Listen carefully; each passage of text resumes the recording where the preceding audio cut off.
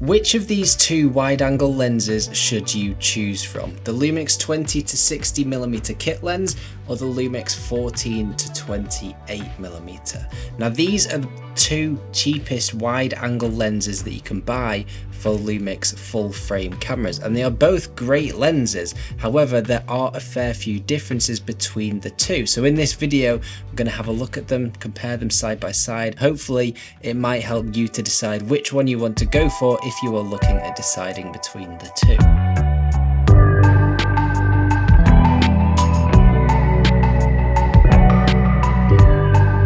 I can't believe how wide this lens is. It's just crazy. This is all the way out at 14mm, full arm's reach.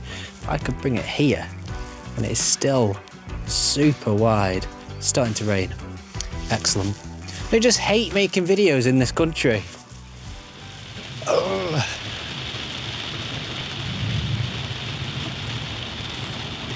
It's a good job I hadn't got too far from my car.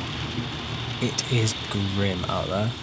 It's pretty typical with making videos in England. As soon as you go outside to make videos anyway, especially in the north of England. It just never seems to stop raining. It's a slight change of plan for this video. I'm gonna head back to the office. Damn it. In terms of build quality, there isn't a great difference between the two. They're made from very similar materials. However, to me, the 20 to 60 does feel just that little bit cheaper for a reason that I'll come on to in just a moment. But the 14 to 28 just feels a little bit more solid to use. It feels a little bit better built and a little bit more premium, even though they are very similar materials. And that's to be expected because the 20 to 60 is the kit lens, but it just feels a little bit rattly. If I shake it, might be able to hear that. 14 to 28 just feels a little bit more premium. It feels a little bit more like the S prime lenses do. The focus rings and the zoom rings on both of these lenses feel exactly the same. So apart from that little rattle that you get on the 20 to 60, they're both pretty much identical. Both lenses are also weather sealed, which means that you can use them in some tougher conditions. They've also got the rubber weather sealing ring around of the mount, but the 14 to 28 does take it a little bit further with dust, splash and freeze resistance, meaning that you can use this in temperatures down to -10 and not have any issues with it at all. I'm not sure I'd fancy being out shooting in -10, but the fact that you know you can trust your gear in conditions like that is a huge bonus, and it might just be something to be aware of for you. Now obviously the 20 to 60 has the much greater zoom range. It is fairly wide at 20mm, and then at 60 is sort of that mid-range telephoto zoom. It's a great focal length for a kit lens because it just means that it is so versatile and you can do so many different things with it. It is wide enough to vlog with, and then you can punch into 50 or 60mm and use it to shoot portraits or shoot events. The 14 to 28 is obviously a little bit more limited with its reach, but it is a different lens. This is an ultra wide angle lens. This is sort of your mid-range telephoto, like a 24 to 70. However, while we're talking about zoom range and adding this back onto the build quality as well that I mentioned before, the 14 to 28 zooms within the barrel of the lens itself, which is great if you want to use this lens with a gimbal, for example, because it means you don't have to rebalance the gimbal. The 20 to 60 does extend, which might be the reason that you get that little wobble that I mentioned before. So again, if you're going to be using them with a gimbal, that is something to be aware of. Right, day 2 trying to film this video outside, and it would appear that the sun is trying to make an appearance. Dare I say it, it actually feels a little bit, just a little bit like spring. There's blue sky up here, somewhere around there.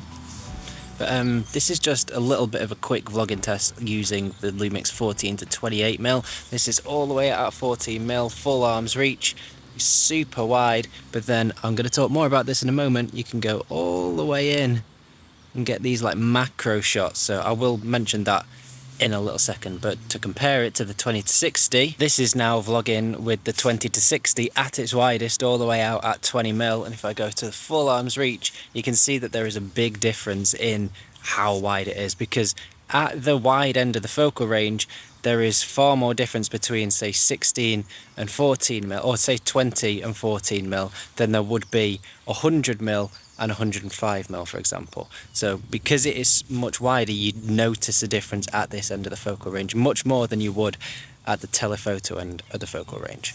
But again, you get quite a close focus distance. I'm going to talk more about that in just a moment though. Spring's on the way. Exciting.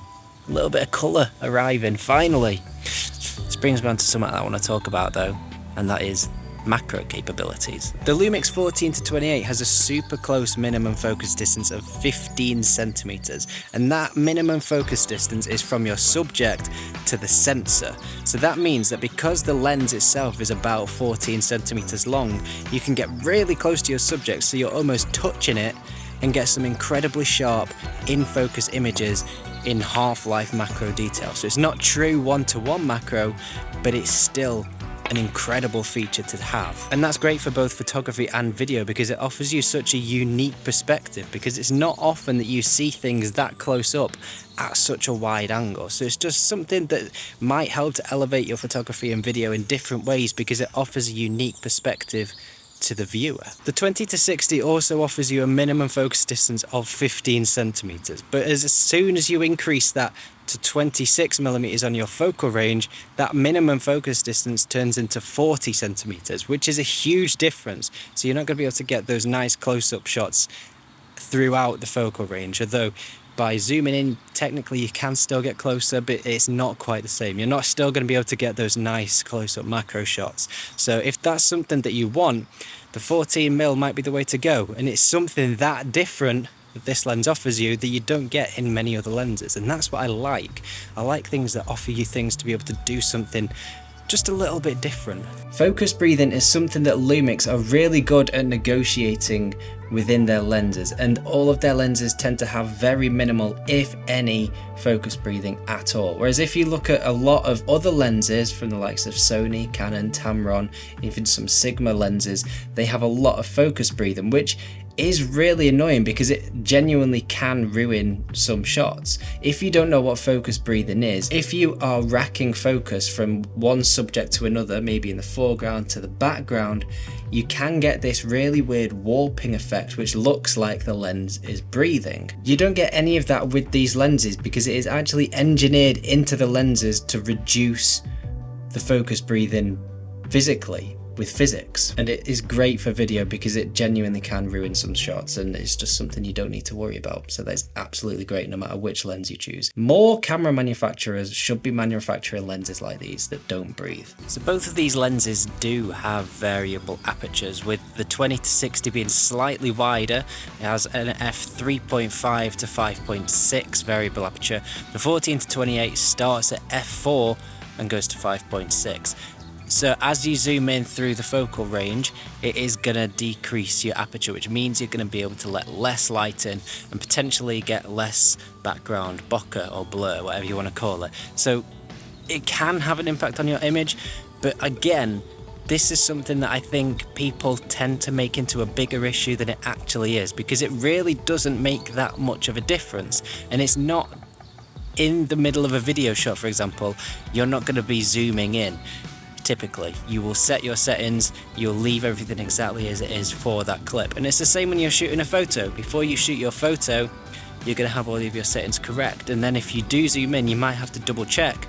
But it's just something that you have to be slightly aware of in the back of your head. But it's not going to make a huge difference to the overall outcome of your photos or video. And if you're concerned about a variable aperture because you're shooting in low light, again, it doesn't need to be an issue, because if you're using the S5 II and the S5 IIX, the sensors are that good that you can shoot at some really high ISOs and get some really clean images.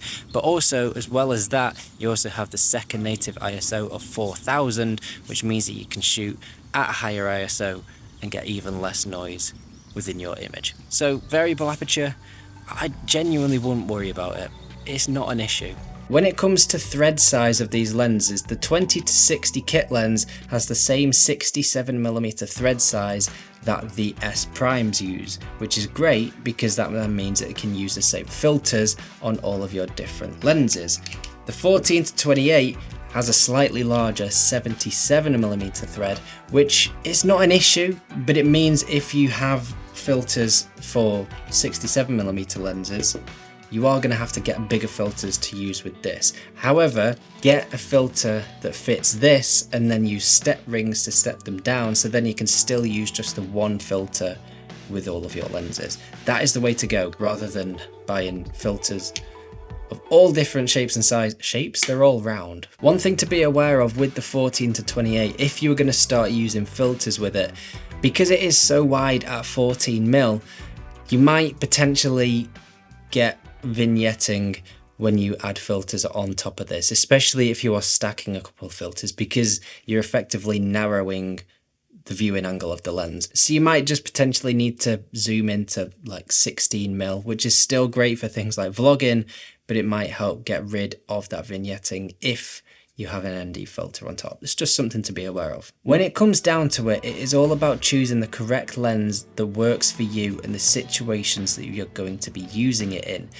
You can watch all of the YouTube videos in the world and read all of the reviews, but if it doesn't work for you, you're not going to enjoy using it. So if you can, I would definitely recommend, and this goes for choosing any lens that you might ever buy, if you can, get your hands on using it before you buy it. Lumix do a brilliant loan scheme where you can hire out a lens and test it out, and it's free for 2 days. You pay your deposit, but that is fully refundable. I will link that down below if you want to go and check that out as well. That is how I've got my hands on this 14-28, because I wanted to test it out. It's going back in a couple of days, but I really like it, so I might end up buying one. On the whole though, going back to these two lenses, these two wide angle lenses, if you're someone that doesn't mind changing lenses to switch between focal lengths, I would definitely choose between the 14-28. And I say that because there are going to be times where you want to go further than 28mm. 28mm is still fairly wide. Whereas if you just want one lens that you can leave on your camera most of the time, maybe something that's a little bit more like a mid-range telephoto, like the 20-60, is going to suit you perfectly well. For me though, I think I would choose the 14-28 because I love that ultra wide look at 14mm. It is brilliant for vlogging, and it just gives you some really unique perspectives, especially when you add in those macro capabilities. I love that, and there aren't many lenses out there that do that, and I'm very tempted to buy one. I don't want to send it back. So hopefully that helps you out if you are looking at buying one of these two lenses. I am going to have a dedicated video coming up very soon all about the 14-28, so make sure you subscribe and hit the bell notifications button so you don't miss out for that. And if you want to know more about the Lumix 20-60 kit lens and why it made me a better filmmaker, go and watch this video here, and I will see you there.